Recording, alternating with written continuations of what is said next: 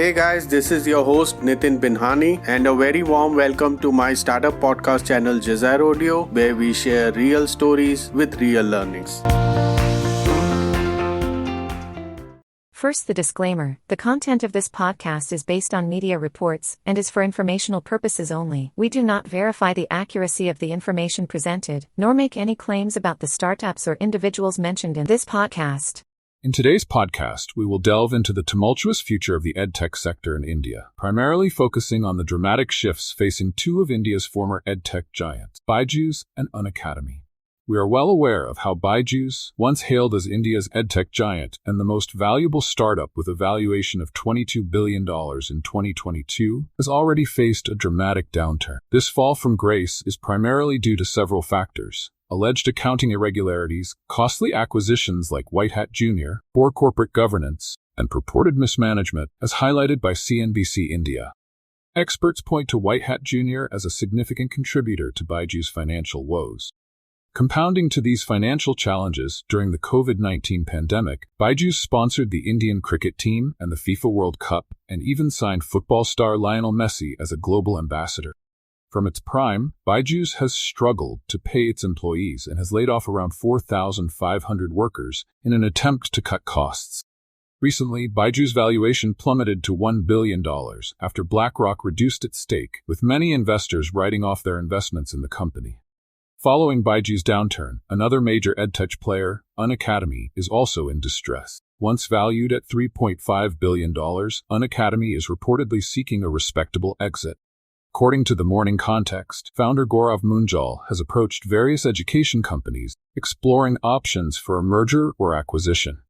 Unacademy's struggles can be traced to 5 key issues. 1. Market contraction post-pandemic.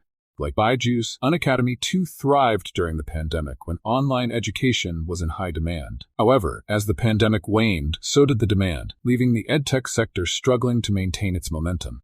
2. Ineffective business model adaptation. Unacademy attempted to pivot from its online-focused model to its offline coaching centers in 2022. This move, contrary to its original vision, faced stiff competition from established offline giants like Alan and Akash, and the transition proved challenging. Offline coaching requires significant capital investment, including leasing, infrastructure, and operational costs. Scaling physical infrastructure is also more challenging than online platforms, with limited capacity for students in any given classroom and lower profit margins that often take years to turn profitable.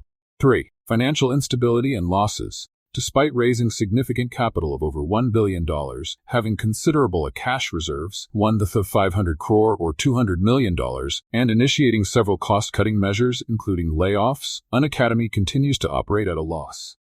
It reported a consolidated net loss of Rs 1,678 crore or $200 million in 2022-23 fiscal year, following a loss of 2,848 crore, that is $341 million, the previous year. Company's revenue growth has not matched its escalating expenses, deepening its financial troubles. 4. Funding and investor pressure. Unacademy has struggled to secure new funding in a difficult financial environment.